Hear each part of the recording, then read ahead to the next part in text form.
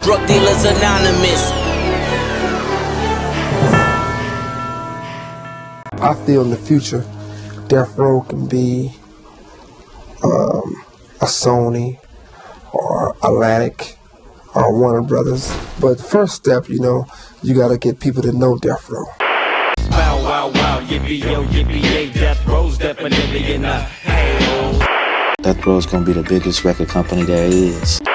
It's Westside, so you know the road will bow down to no man. They see us and they want drama, we gonna definitely bring it like only Death Row could bring it.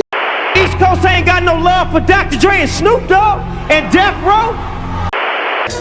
Ain't nothing but against the party. Out there want to be an artist and want to stay a star and don't want to have to worry about the executive producer trying to be all in the videos, all on the record, dancing. Come to Death Row. Death Row may actually be a front for drug money. Death Row Records, home to rap legends like Dr. Dre, Snoop Dogg, and Tupac Shakur. But behind the scenes, two men were instrumental in building this hip-hop empire, Suge Knight and Michael Harry O. Harris.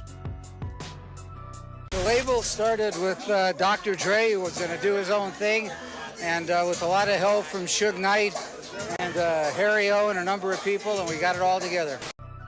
Harry O. was a self-made millionaire before Death Row Records even existed. Born and raised in Los Angeles, he was a smart and ambitious hustler who built a multi-million-dollar drug empire in the 1980s.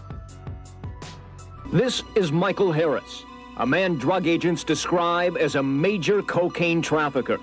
At the young age of 26, he had already made millions of dollars. These are his roots, the streets of South Central Los Angeles, where he started pushing dope on street corners and hung with a blood street gang called the Bounty Hunters. In the drug world, he is known as Harry-O. Harris built an organization that distributed cocaine in California, Arizona, Texas, Michigan, Illinois, Iowa, Indiana, Missouri, Louisiana, Florida, and New York.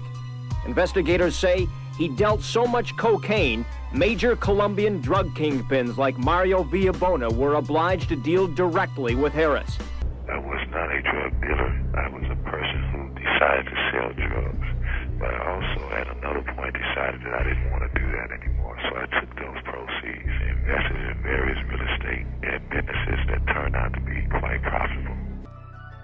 By the age of 26, Harry-O was a powerful figure in the underworld, controlling lucrative drug routes and investing in legitimate businesses like his limo company, Cartiers. He also funded a Broadway play called Checkmates, which starred Denzel Washington. He was the first African American ever to produce a Broadway show that was a smash, and it gave Denzel Washington his start. Checkmate was the name of the play. The play opened on Broadway. Many of us African Americans have been on Broadway, on the screen, out front singing and dancing, but very few of us have been there as producers. In 1988, Harry-O's empire came crashing down when he was convicted of kidnapping, conspiracy to commit murder, and drug charges. He was sentenced to 25 years to life in federal prison, but that didn't stop him from making moves from behind bars. I just still had all this energy inside of me that I wanted to do something. I didn't want my sentence to be the end of me, and I just couldn't stop. I'm a kind of guy that only slept 3 hours a day, and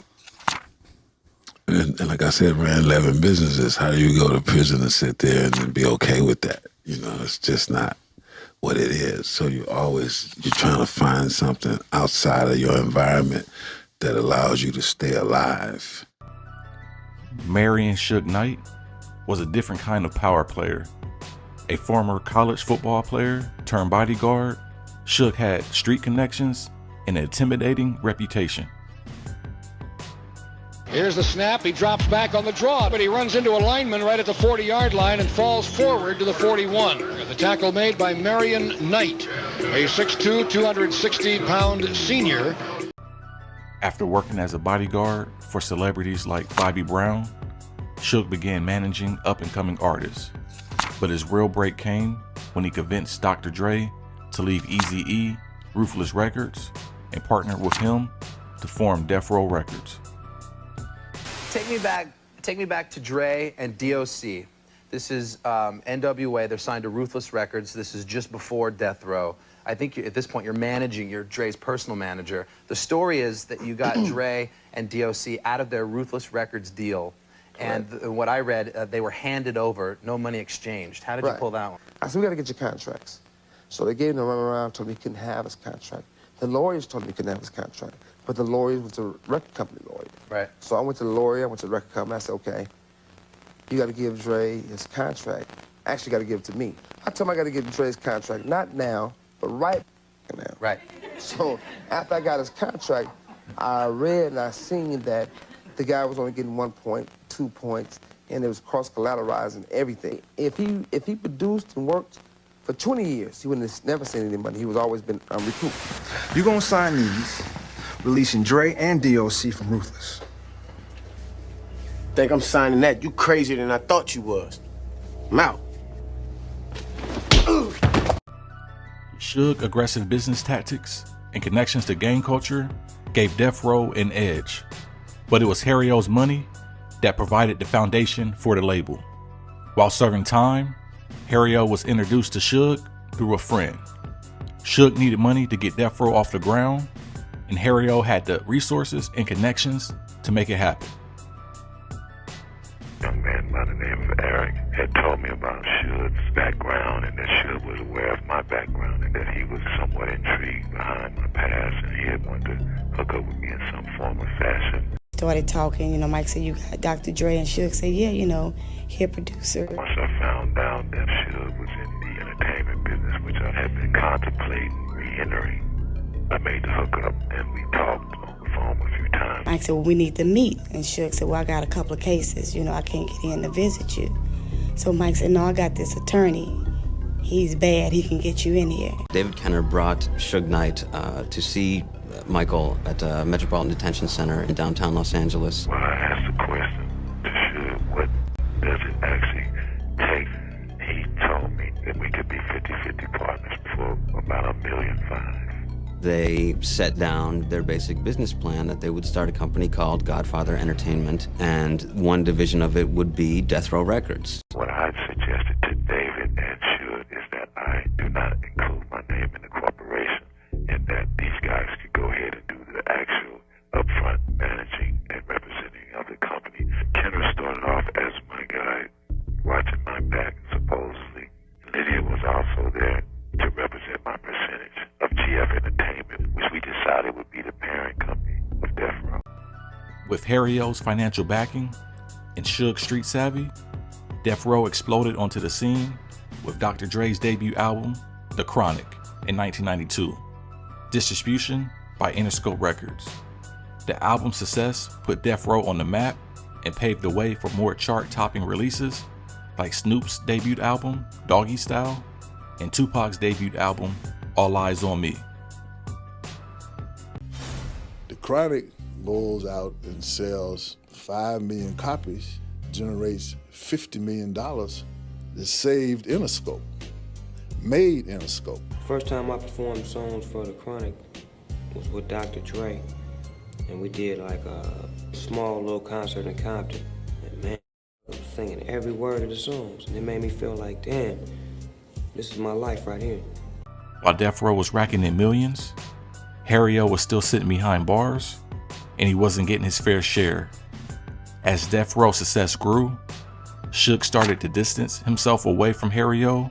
Despite the initial agreement that Harry O would receive a share of the label's profits, Suge cut him out of the picture.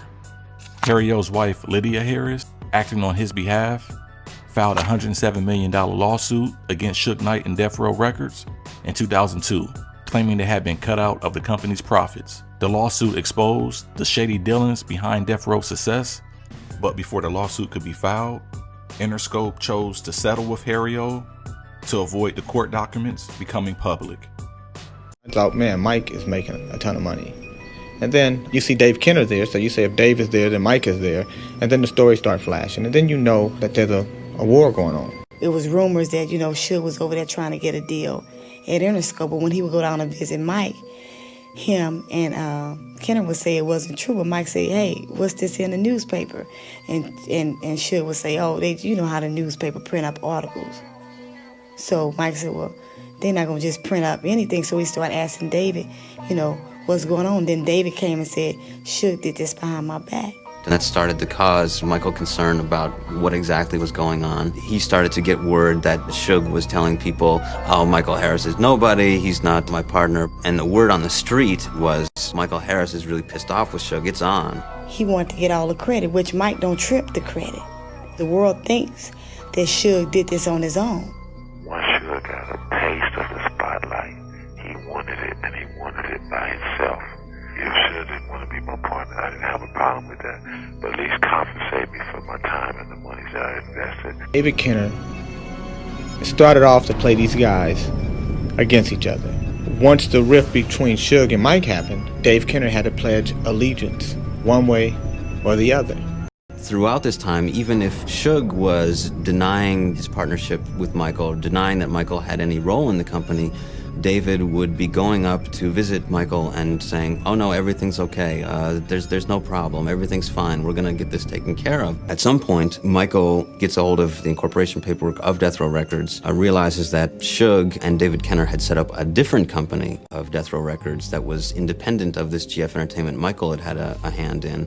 And I think Michael began to suspect that things were not so kosher with their partnership. They had both crossed me, the person that brought them together. Michael put his concerns on paper in the form of a lawsuit that could have been filed, that was never filed, laying out his grievances as to how he had been a founding partner in Death Row Records and had been denied his fair share of the proceeds. That lawsuit was shown to Interscope, and Interscope paid a fairly generous settlement to make it go away before it ever got filed.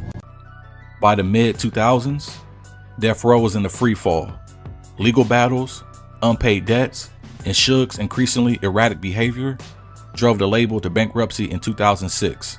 He filed for bankruptcy in 2008 to avoid paying the full settlement to Harry-O, but it was too late. Death Row was auctioned off, and Suge's empire crumbled. Meanwhile, Harry-O remained behind bars, watching the empire he helped build collapse. The iconic Death Row Records electric chair sold for $2,500 and was the top item at a nearly 7-hour auction on Sunday in Fullerton, which included everything found in the Death Row Records office after the company filed for bankruptcy. Over 600 items were auctioned off, including a genuine MTV Music Award for Snoop Dogg's Best Rap Video, platinum records, and thousands of CDs.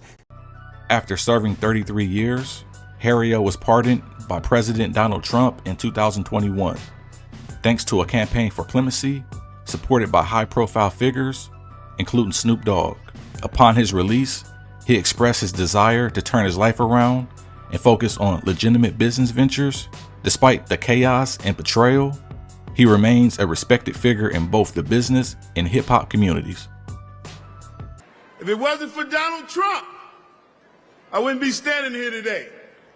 God spoke to his heart, and Donald Trump signed my release after 33 years. As for Suge Knight, he's currently serving a 28-year sentence for voluntary manslaughter, bringing an end to his reign of terror in the music industry. Back in 2015, Knight ran down Carter and another man with his truck outside a Compton burger stand, then left. Today, he was sentenced to nearly 3 decades behind bars. The story of Suge Knight and Harry-O is a tale of power, ambition, and betrayal. Together, they built an empire that defined West Coast hip-hop and shaped the music industry forever.